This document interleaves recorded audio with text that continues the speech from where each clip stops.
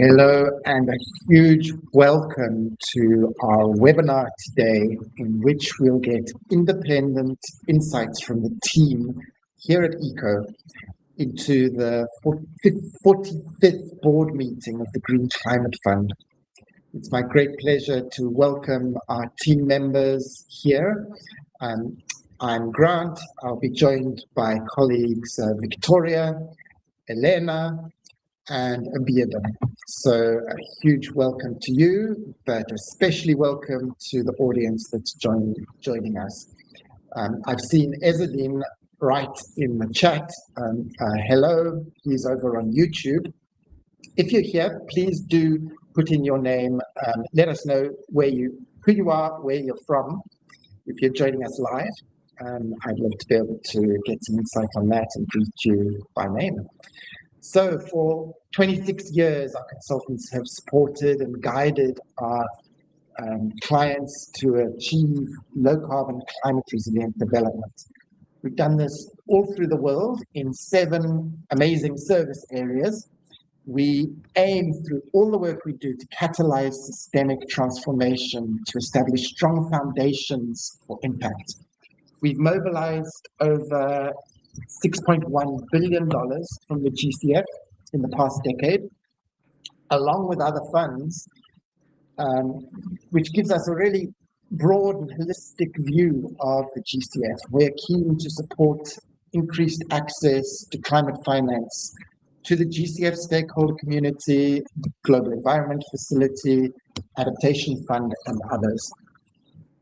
If you've been here with us before, you'll appreciate that our experts, our amazing team, deliver incisive analysis that's rooted in this experience. This strong foundation lets us offer insights. They'll be just our insights into how we view developments at the board meeting with the GCF.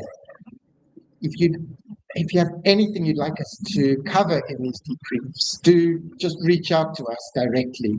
Email address, we'll put it in the chat. It's inquiries@ecoltdgroup.com. And do connect with me, with the team members on LinkedIn. Very happy to connect with you. Anyway, without further ado, let's move on to the content. So, as many of you know, I'm Grant Ballard-Tremeer. I'm the founder and visionary at ECO. For around 30 years, perhaps just over 30 years of experience, I've been working in market creation for sustainable energy, for climate change in developing countries and emerging economies. I founded ECO 26 years ago, 2000 in March. We've been working to identify opportunities, barriers, and provide technical support to our clients. A whole range of different types of clients and a growing portfolio of private sector work as well. My key focus right now is on building our training and capacity building community through the ECO Institute, and I will definitely speak more about that. So, what are we going to cover? We've got 2 major items here. One is the GCF Insight, and our writer, Abiodun Salako, will be diving into this latest edition of our GCF Insight. We've got a QR code here on the screen. This edition, which was authored by Abiodun and through intense collaboration with our senior consultant, Georgis Viozapat, he will be unpacking what we covered there. Unfortunately, Georgis couldn't join us this time, but Abiodun's got all the insights, and we'll be discussing it along with Victoria, who is working on some of our health, water, and sanitation projects.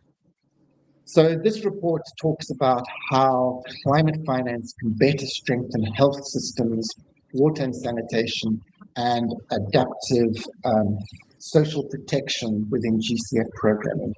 I'm feeling it's an area that hasn't really gained significant traction, and there are a number of challenges. We're going to be talking about that and hopefully provide you with real insight into how to overcome them.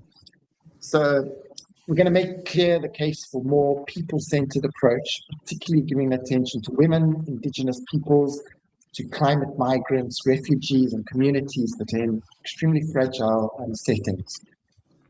We'll then be unpacking key issues that emerged from the 45th board meeting for GCF, which took place at the end of June, the first 2 days of July in Dushanbe in Tajikistan. So please participate as you go along. Write comments in the chat. You can do that on LinkedIn. You can do that on YouTube. We'd love to hear from you. We will be sending out a webinar replay kit along with this. So sign up to our latest Thinking newsletter to receive that. Please do ask questions, participate, introduce yourself in the chat. Now, let's start with our first agenda item. Abiodun is our climate writer at ECO. Abiodun, why don't you tell us a little bit about yourself? Thank you so much, Grant. Hello, everyone. My name is Abiodun Salako. I'm a writer at ECO. I'm based in Nigeria. I'm a communications professional, journalist, and a writer focusing on sustainability and development.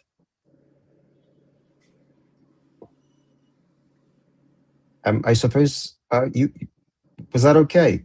Can you hear me, Grant? Is everyone hearing me? Okay. So I can't hear you anymore, straight Grant. back to you, Abiodun. Okay. Yeah, sorry, I thought you would just continue. Oh, okay. Thank you so much. It's quite it's a good time to talk about this particular theme for the 30-second GCF Insight. And before I begin, just a brief word on how the report was developed. This analysis brings together our consultancy experience supporting GCF-funded adaptation project, a desk review of some GCF policies, and the FAO GCF review of 23 social protection for rural protection and populations rather within GCF projects, and recent literature on health, social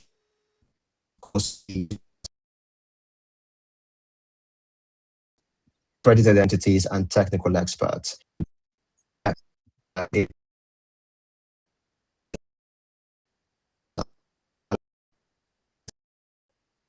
Centered climate finance. So, question also what was on our minds is why this particular insight and why this focus of this theme? And the reality is that climate finance or climate change has evolved far beyond just a purely environmental concern, and it's now about public health and water security and social protection. And when we look at it, climate impacts are human impact, and when we see that across rather LDCs and seeds and fragile context where rising temperatures, droughts and flooding and climate sensitive diseases are placing enormous pressures on public systems. So the report's central thesis is that climate finance should fundamentally protect people, not just assets like infrastructure, but health, water and social protection as a social sector nexus and a system that determines a vulnerable household's ability to survive climate shocks. But it's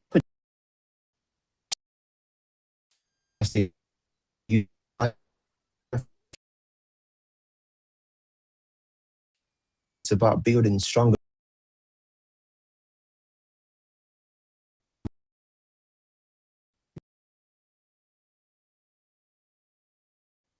where the GCF is along the social sector nexus, and also why it's important for that to happen. And so to move on is just to talk about the human stakes, first of all. We've seen that climate change, like I briefly said, is reshaping how billions can access healthcare and clean water. And when we talk about economic stability, that's also one of the key aspects is affecting vulnerable populations. And then we look at the data that backs that only 0.5% of multilateral climate finance and 2% of adaptation funding has historically reached health systems. And then we look at the GCF's very own independent evaluation unit, which found that the fund has diminished its ability to track health-related impacts. And we also see that is that there's no health-related indicators at the moment.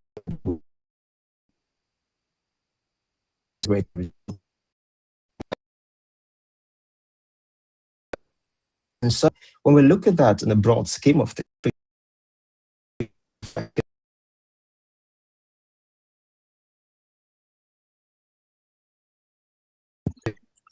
in terms of funding, which is part of the elements of it. And so how do we ensure that the GCF is funding not just hard assets, but also funding the people? Because every project is about people, and that's what we wanted to look at. And so we looked at case studies in Togo, in Vanuatu, in Mozambique, in Central and West Africa, which shows where this design has worked, not just for social protection, but also for health and also for wash systems. And this proves that it has so much impact on people, but the funding is not as open as it should be. So that was one of the important things that we were able to spotlight on this particular report. Before we move on to what the practitioners had to say, I think maybe I should let Vicky come in here and just speak to us as to why health, wash, and social protection remain quite underserved. Hi, everyone. Thanks, Abiodun. So just to quickly introduce myself, my name is Victoria Verdesoto. I'm a consultant here at ECO, and I've been supporting our clients in designing climate finance projects, especially with the GCF. So thank you, Abiodun, for going over the reasoning as to why we produced this GCF insight and the importance of it. I just want to quickly move on to the specifics of the barriers that we encountered. So why is this area underfunded and underserved by the GCF? So the first point is that we found quite a gap in the GCF's own framework. So health isn't really a standalone priority in the GCF, and it sits under the integrated results management framework. It sits bundled under health and well-being, food and water security. We found that out of these 153 projects, only 2 of them primarily focus on health. Most of them actually just treat health as a co-benefit. Similarly, there's no, even though the GCF has explored social protection within the fund, there's no dedicated institutional champion or focal point for this area. As I've said before, so social assistance remains like a primary focus, but the broader aspects of social protection are underdeveloped. There was a recently GCF FAO review of 23 projects, mostly in agriculture, and it revealed that social insurance mechanisms are entirely absent, and that the portfolio is highly concentrated in short-term social protection instruments, such as cash transfers and public works. Another thing to note was that none of the projects were assessed as fully being gender transformative, and Indigenous peoples were only integrated fully in 4 out of the 7 relevant project regions. And one other notable gap is that no project includes migrants or refugees in their social protection components. The second barrier is that we face immense institutional hurdles, access issues, and data availability challenges. So data silos are a major problem because climate hazard information and then health and social protection data usually sit in completely different ministries with no linkages. And I think we'll touch a bit more on that later in the webinar. But this institutional setup makes climate responsive targeting very difficult from an institutional and structural level. Additionally, reporting and accreditation requirements are quite burdensome for local civil society organizations doing a lot of the frontline work in this area, and it effectively makes them invisible from the perspective of climate donors, such as the GCF.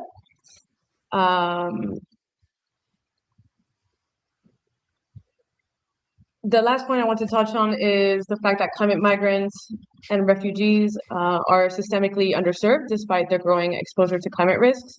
And no GCF projects incorporate international migrants or refugees into social protection components within projects. As ECO, we supported a UN RWA readiness project, but this is, we find, a rare exception. and also just remembering that red equates to actual funded investments. Ultimately, we found that the project, that funding must pivot to focus heavily on systems and locally led approaches. I think Abiodun, you'll touch more on that. Practitioner consensus basically highlighted that we needed to focus, the GCF needs to focus on funding systems and enabling environments rather than individual instruments such as cash transfers. Ultimately, moving forward, locally led and community informed design should be treated as an operational necessity to bring this finance to local communities and not just a preference.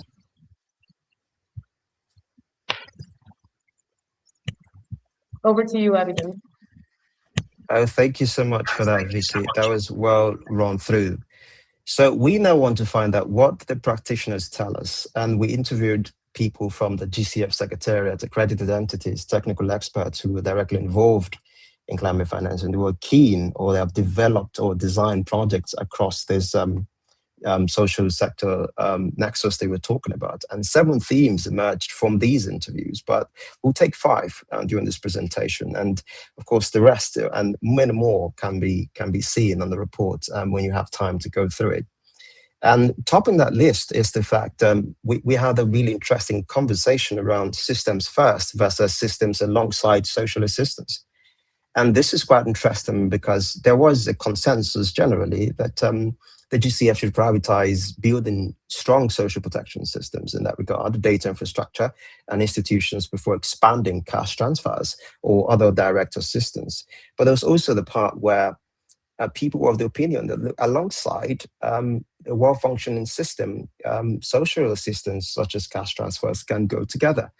So which one comes before? Should we definitely build systems before social assistance comes in, or can systems and social assistance just go hand in hand? Because climate shocks will not wait for you to build systems. And so how do we sort of ensure that people are the center when we are trying to ensure that systems and these type of social protection also go hand in hand? So that was one interesting part that came out from the conversations with our interviewees. Another one is when it comes to locally led adaptation, which is really quite important. And it was basically the design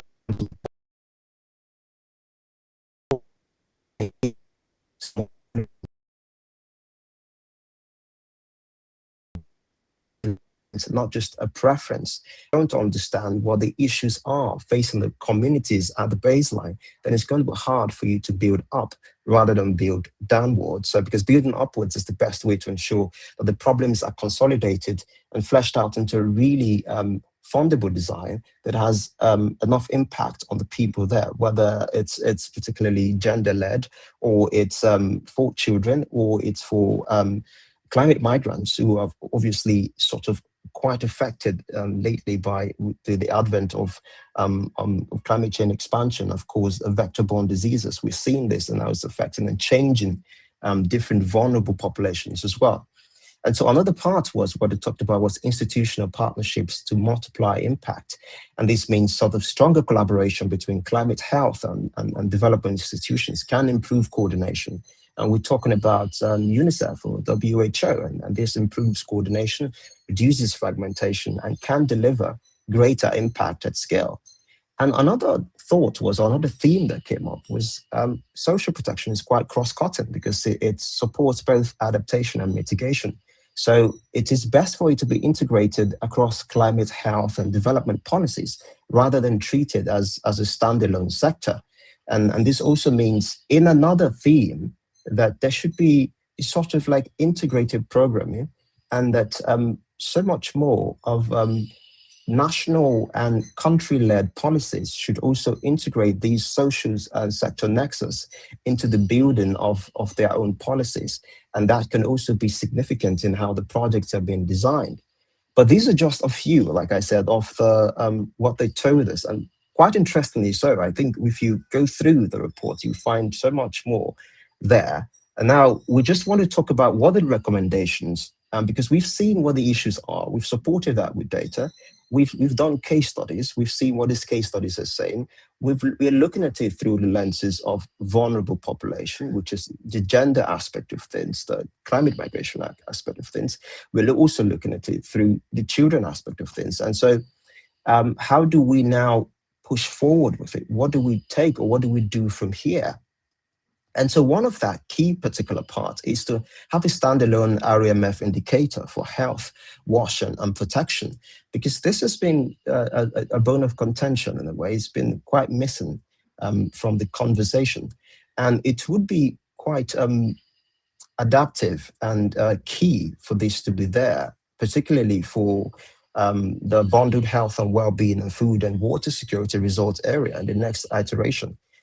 So given that the current IRMF just represents only second such framework in fund's history, and of course was a defect of extensive deliberation, then this would not require an immediate overhauling, but sort of a rather planned evolution. And so this is quite important for that. That's one particular key area that we thought would be so much impressive for this to work. And the other part for the GCF is also to develop delivery channels of fragile and displacement context. And why this is important is that when we look at it, the impact of climate change now, it's so expansive, it's affecting different people at different levels.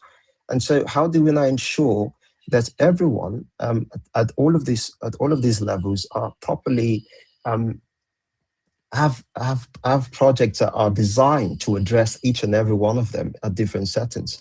And that's when this particular part came to be, that, okay, let us look at developing delivery channels that for fragile and displacement context.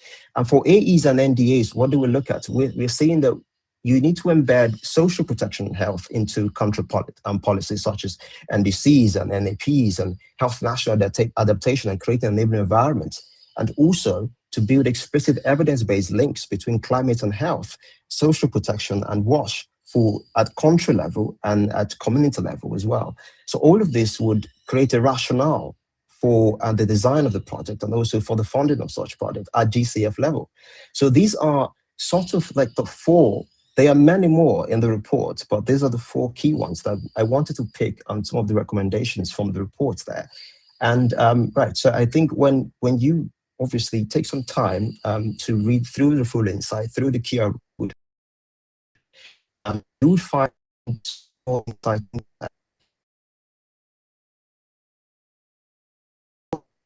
conversation or the discussion. So much for your attention of the 32nd GCF Insight, which focuses on people, not just projects, and how we can strengthen GCF climate finance through or for this social sector nexus. Fantastic. Thank you very much, Abiodun, and apologies for some of the breaks in the communication. Your network wasn't holding out the whole time, but we got through and heard your message, I think. Thank you very much. We've got two different chats. One is in LinkedIn, another one is on YouTube. Mark, welcome, joining us from Kenya. We'll talk more broadly about the broad question that you're asking in terms of climate funds and how they operate. We've got the perfect solution for you. And Santiago, warm welcome here. To everyone that's there, if you have questions you'd like to ask, please do ask them. I'm going to transition straight into talking about the GCF board meeting. Victoria, you already briefly introduced yourself. Thank you very much for that. I got a little bit flustered right at the beginning and mixed up exactly the flow of the discussions.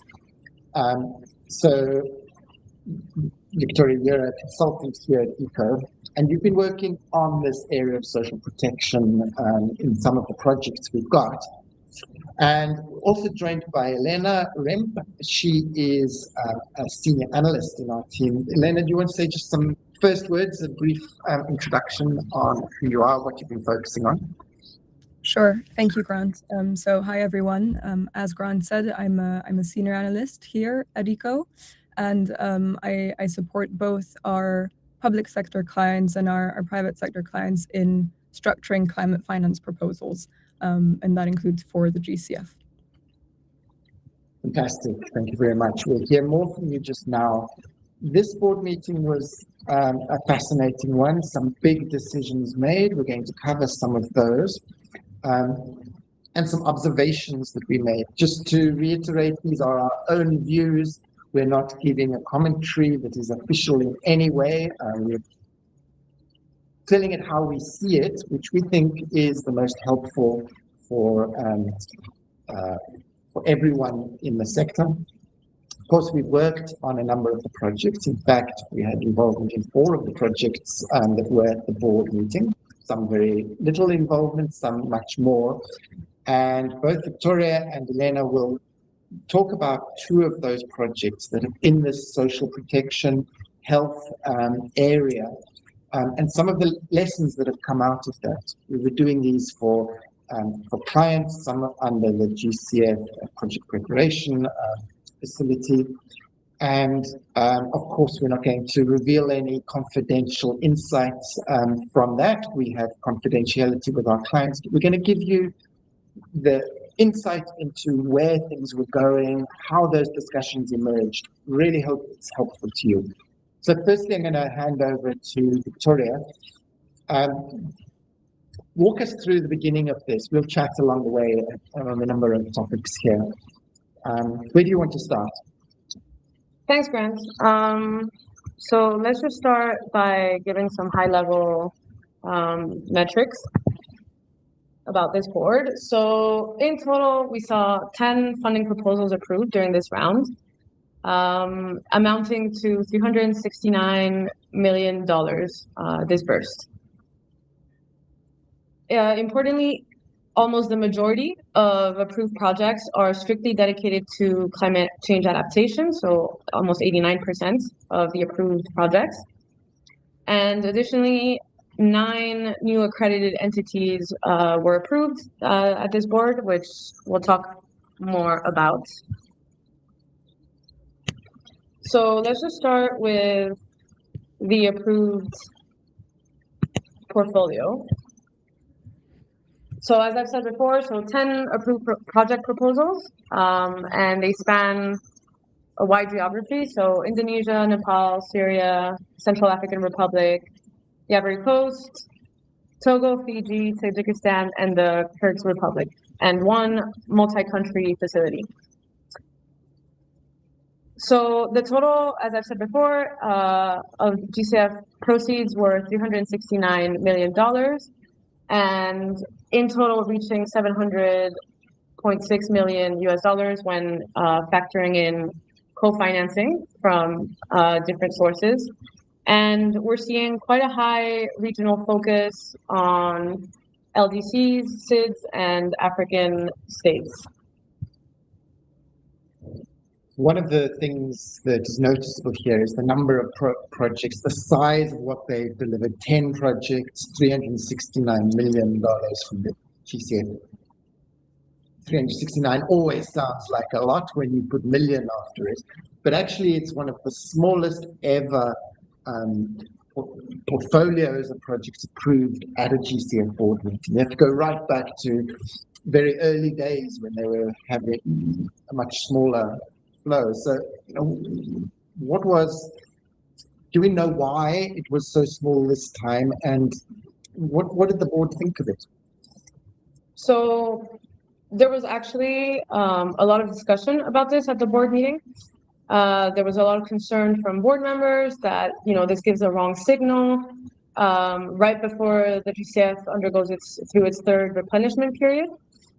We understand that obviously the GCF is feeling a lot of pressure due to recent cuts. So the US pulled out of the Paris Agreement, and the UK very recently announced that it would reduce its pledge, contributing $1.1 billion instead of what it initially announced. It initially committed to £1.62 billion /$2 billion. So they're facing a lot of pressure right now due to donors cutting their ODA budgets. But the secretary gave different reasons for a smaller portfolio this time around. They explained that while they had initially started the year with a pipeline of 22 proposals, actually several of them needed additional time for the developments and had to be deferred. We know that ultimately 13 proposals were submitted for review by ITAP, and actually then they were reduced to 10 projects because of multiple reasons. So the first was that ITAP actually did not recommend two major proposals. One of them was a public sector multi-country program from an African direct access entity. And the other was also another multi-country proposal for the private sector. The second issue was there has been quite a few accreditation issues. So for example, one of the projects requesting $29 million from an international access entity was deferred to a later board because of unsolved accreditation matters.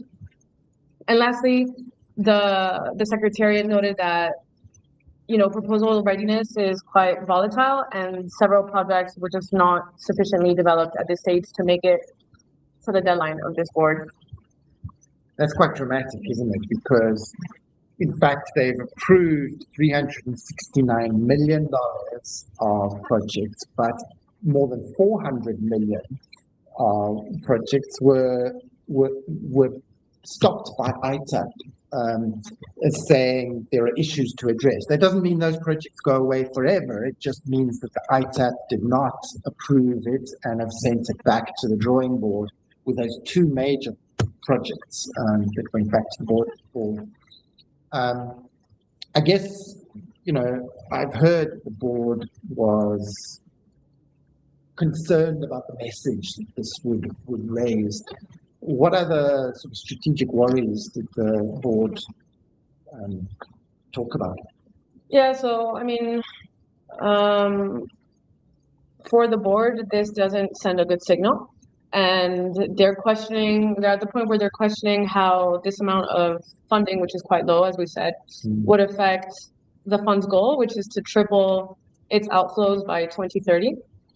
The other point it raises is that, so the GCF is undergoing its third replenishment period starting in 2027. And members of the board are stressing that the GCF should actually be demonstrating a greater ambition and a growing pipeline rather than contracting its approvals. So the overall message is that it sends a wrong signal to the wider climate finance community.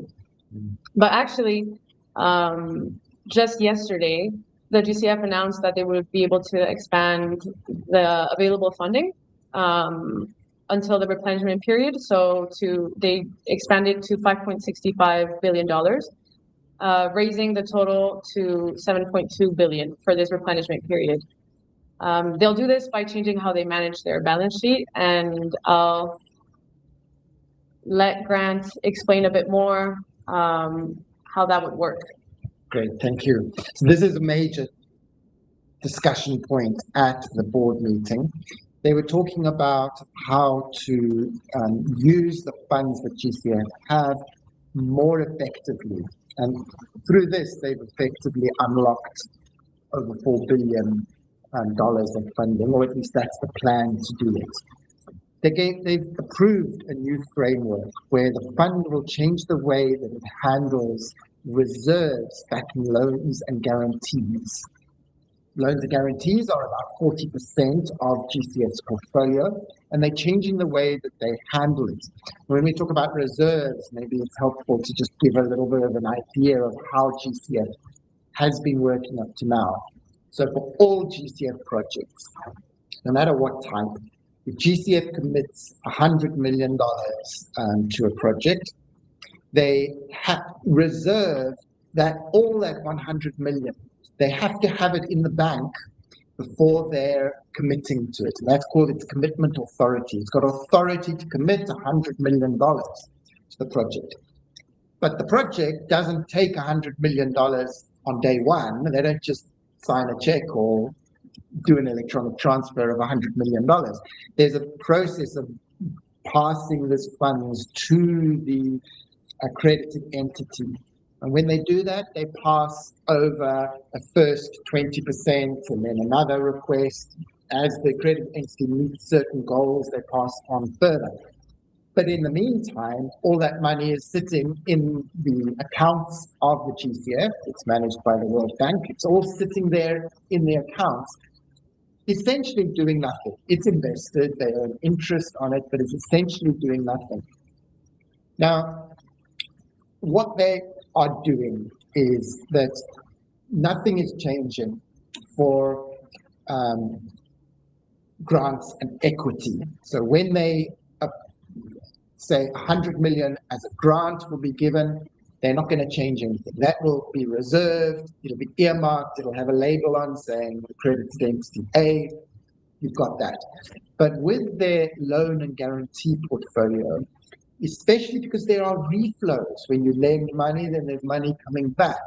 They're able to use that to essentially hold a smaller amount reserved. And the idea is this buffer of 15% will be held reserved to finance liquidity and requirements that they have, but it frees up money that is committed but is essentially now leveraged and made available for further investment. So I think this is fantastic news. They've increased up to an additional $5.6 billion available within the current approval period, which goes up until 2028. It's huge progress, I think, and great to see that. So we're going to shift a little bit over to the private sector. It's an area where we do a lot of work. In this board meeting, there were not private sector projects that we were working on, but there was only one approved project this time round. It's the Mekong Earth Regeneration Fund, where the GCF is contributing $50 million in equity. ITAP didn't recommend, as Victoria mentioned earlier, a $187 million project that was a multi-country proposal. I'm hoping we'll see that in the future. So the African share is quite important here. Just to mention that, actually nothing. Let me hand straight over to Vicky. I covered all my points. I mean, that's quite just one private sector proposal is quite a reduction, and it is against what the GCF has been saying about what their intended plans are to mobilize private sector funding. So can you give us a bit more insight, Grant? What were the board members' reactions to that? So there was generally, from multiple board members, disappointment at seeing only one private sector proposal. They were emphasizing, as Victoria just said, the intention to scale up private finance to meet the goals. They were raising concerns about regional imbalances here as well. As we've written here, the Africa share of private sector approved funding has declined now from 65%, that was during the first, you call it GCF1, but people call it the IRM, the initial resource mobilization. That was the GCF's first mobilization of funding. 65% of private sector projects were targeting Africa, and that's fallen now to 43% under the second replenishment period. They pointed out that private sector engagement in adaptation remains really limited compared to mitigation sectors like energy and transport. We know that private sector participation in adaptation is a struggle. But it's interesting to see, and the Mekong Earth Fund, Regeneration Fund, is an example of adaptation that is private sector. So it can be done. So board members raised these concerns, and the Secretariat clarified that this proportional decline in the private sector funding to Africa is a result of the portfolio expanding rapidly in other regions. For example, in Asia Pacific. So there's far more private sector projects in Asia Pacific, and therefore proportionally the percentage in Africa has reduced, rather than a reduction in actual investments in Africa. They were reassuring the board that the upcoming pipelines, we're talking the future pipeline, includes 1.15 billion in private sector proposals. So there's a growth in that area. And to support these efforts, the private sector facility has been now integrated directly into the regional departments to strengthen country-driven pipeline development and local private sector engagement. It's important to mention, I'll just do it briefly here, I think we'll return to it, right? That active observers always, particularly the CSO active observers, always raise questions about private sector projects. They've got important points to make. Yeah, so essentially, they argue that funds often lack an indication of what the actual pipeline will be. GCF puts money in as equity, in this case from Mekong, but what projects will actually be supported? Without knowing that, the CSOs feel they're somewhat providing a blank check to private sector. They also specifically challenged this FP307 project, Mekong Earth Regeneration Fund, arguing that because the project primarily invests in agribusiness rather than directly benefiting smallholder farmers, it shouldn't have been categorized as something that is locally led. Those who work in locally led adaptation will acknowledge that there are real criteria about local people involvement in the decision making that is to be made. So there's some real grounds to this type of argument. Say, is this locally led if we're working with larger agribusiness and sectors? So that's really something to consider. Yeah, Victoria. Yeah, I just want to point, Santiago, to your question about whether 89% refers only to adaptation or also covers cross-cutting projects. So projects that include mitigation and adaptation and purely adaptation projects. So out of the 10 funding proposals that were approved this board, 6 of them were adaptation-only projects and 4 of them were cross-cutting. No projects were only mitigation.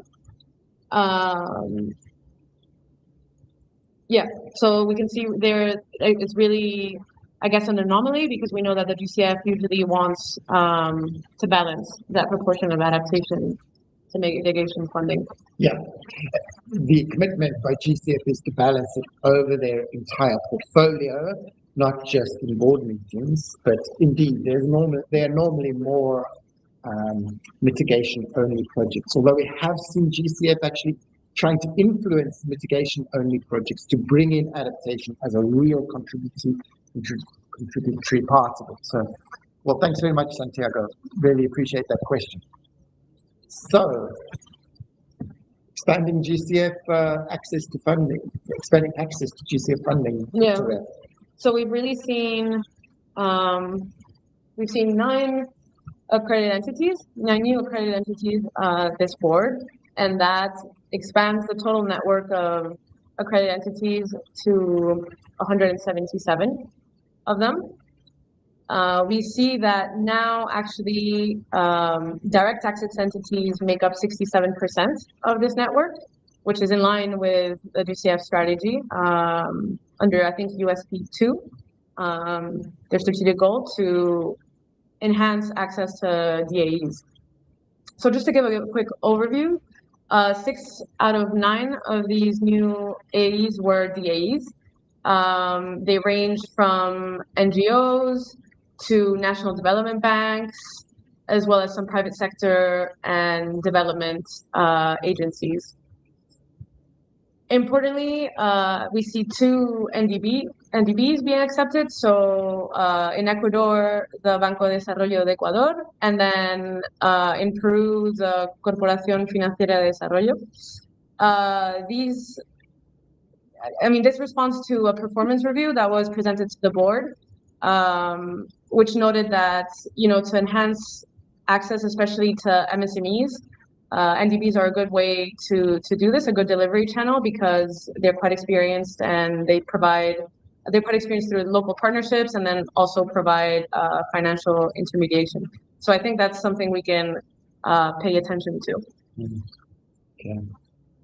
And then in terms of moving forward, B.45 represents kind of a turning point for the GCF, because it's preparing for its next replenishment cycle that starts in 2028. So some of the discussions that we saw this board were discussing the arrangements for this third replenishment and the need to broaden the fund's financial input. So we've seen that they're also looking for funding beyond just governments, but also philanthropic organizations, for example. And also, as Grant has previously discussed, the enhanced balance sheet management. So through making their rules around how much money they can hold more flexible to optimize basically the existing money that they do have. The other forward-looking point that we want to raise is that there's a big emphasis on strengthening regional and country level presence. So they're doing this via the country platforms that they have, and they use this to program at the national level specific project pipelines. And then, as we know, the fund is also implementing a transition towards formal regional presence through its regional offices. So this facilitates project design and project preparation. It just facilitates it and makes it faster, essentially. Yeah, faster, more local. Yeah. Good things. So, talk about delivery and support gaps.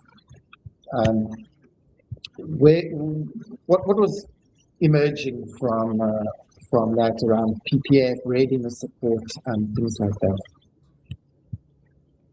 So one of the delivery and support gaps that were highlighted this board meeting were the fact that even though the readiness portfolio has reached 884 grants worth $750 million, only 3 multi-year readiness proposals were approved in early 2026.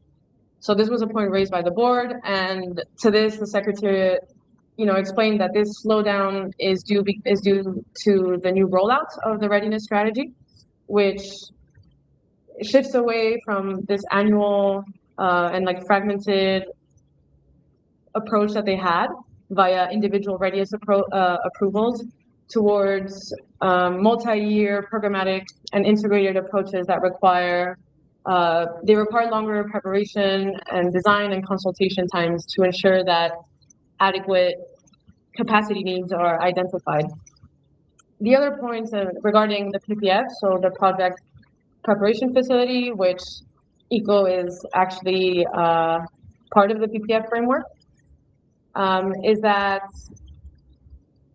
the independent evaluation unit submitted a comprehensive evaluation of the PPF, and it highlighted that while the PPF is highly valued by accredited entities, a lot of the times the lines between readiness support and PPF support are blurred. So the Secretariat noted that they would address this point.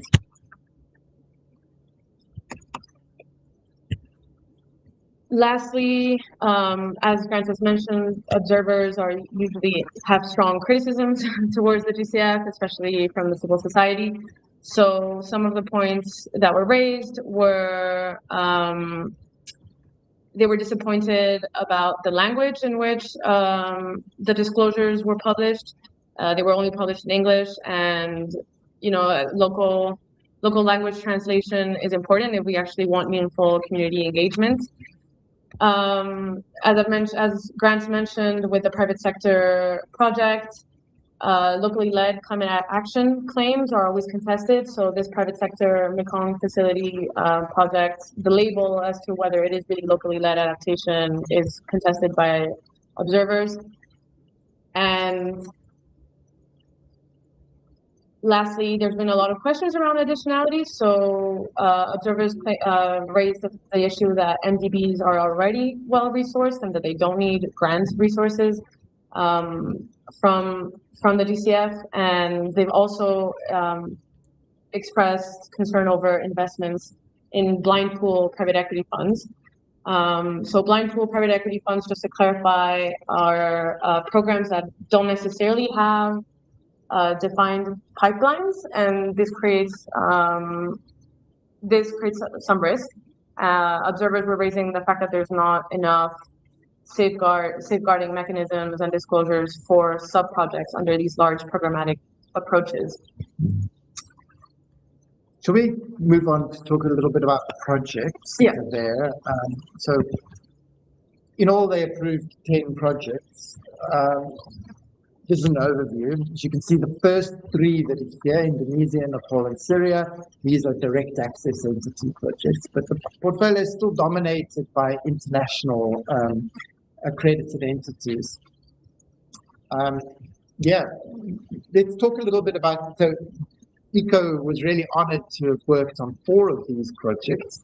The Indonesia one, we had a very, very early stage involvement because, in fact, the GGGI in Indonesia, together with the NDA, did readiness activities, including fantastic building of capacity of local organizations in Indonesia that worked with us in a mentor and coaching fashion, similar to what we're doing in the Eco Institute now, which helps these accredited entities to solidify their projects, or these organizations to solidify their project idea and take it forward.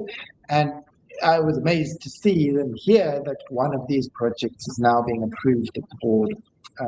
Fantastic outcome.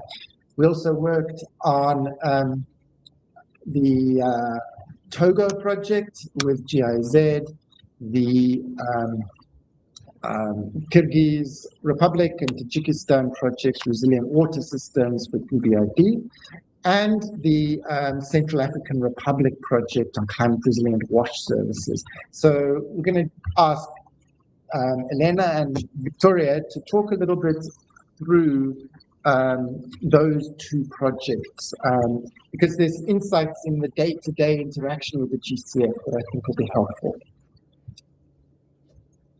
Great. Thanks, Grant. So as you've mentioned, one of the projects that ECO helped put together was FP 305 in Togo. We supported GIZ in the design, the full project lifecycle, so from concept notes to funding proposal, annexes, and also the GCF review process. So just to give a bit of background on the project, this project is executed by GIZ, but also Togo's Ministry of Health and the National Meteorological Agency, and it tackles some of the health risks that some of the regions in Togo face, so especially malaria, diarrheal disease, and heat stress, which are usually worsened by weak wash and surveillance systems. So one of the key points of this project is that we're building connections between different ministries that hold data to inform anticipatory planning rather than a reactive approach. So really enabling data sharing between the Ministry of Health and the National Meteorological Agency creates an enabling environment to be able to anticipate these health risks. Going back to the theme and findings of the GCF Insight reports, our experience speaks to a lot of the barriers that we've discussed. So, for example, the fact that there's a lot of scrutiny around the connection between climate change and health. And we had to really argue that climate change does alter the spread of disease patterns, and it changes essentially the timing of the risk rather than just the overall annual incidence, because one of the points that the GCF was raising is that this is just a traditional development intervention, not a climate intervention. So it really brings home the key lesson here is that for project developers, we need to connect specific climate hazards directly to health risks and prove that they're related rather than just saying, here are the climate impacts and here are the health risks. I think we'll move on to the next project. So over to you, Elena. Yeah, Elena, just wanted to mention before you speak that we've got just 5 minutes left to the session. If you have questions, please do put them in LinkedIn or YouTube. We're happy to take questions from anywhere in the audience. But Elena, over to you. Thank you, Vicky. Thank you, Grant. So another project which we supported, which secured funding approval at B.45 is the CRDM CAR project in the Central African Republic. So this is a project which was led by UNICEF and which ECO supported from its inception. So from the concept note to the full funding proposal and the GCF review process. And just to context set this briefly, so the project's aim is to increase the climate resilience of wash services and vulnerable populations across 4 prefectures in the CAR. And it does so by reducing climate-related wash service disruptions, disease risks, and losses in both assets and livelihoods. So this project has 2 components. With the first, it targets the enabling environment. So this means national policies and plans, institutional capacities, and information systems. And then with the other component, it targets the infrastructure side and disaster risk reduction, and also water resource management. So I would say that this initiative is historically significant as it's the first ever single country GCF project approved for the CAR. And what is also special about this project is its high reach. So you can see that it's expected to reach over 3 million direct and indirect beneficiaries, which actually represents more than 50% of the CAR's population. And then another impressive feature we can mention related to the actual project design is its integrated design. So rather than constructing isolated standalone infrastructure, it combines infrastructure development with aspects such as institutional strengthening, standard setting, early warning systems, and climate resilient service delivery. And during the board session, the GCF secretariat praised this particular framework for its paradigm shifting potential. They explicitly noted the project's capacity to move the country's wash sector away from reactive and short-term humanitarian responses and toward greater climate risk-informed resilience. And now just to link this back to our insight report, I was struck by how closely the negotiations during the review process mirrored some of the broader conceptual themes published in our insight report. So for example, I was surprised to see the extent to which the GCF were concerned with maximizing things like capital investments and economic efficiency compared to softer and community level social systems. So this actually echoes a key finding from our report, which is that the GCF tends to favor hard infrastructure over the social sector systems that actually allow vulnerable populations to benefit from adaptation investments. And then we also observed a pattern regarding how health-related outcomes are captured, and this again echoes our latest insight report.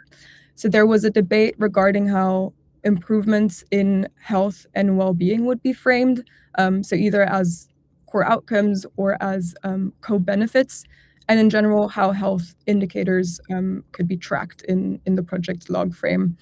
And this relates again to our finding from the insight report, which is that the GCF generally struggles to reliably trace its impact in the health area. And so one major issue we observed is that attempting to isolate short-term health shifts in a standard project execution timeline, that can introduce predictive inaccuracies, especially because there are many possible non-climate variables that can influence health outcomes. And so often, to avoid misattribution or to avoid poor predictive accuracy, direct health indicators and targets are left out of the core log frame. And in many cases, health outcomes are actually earliest accessible only a few years after closing of the project, and that makes them an indicator which can hardly be tracked over the project lifecycle.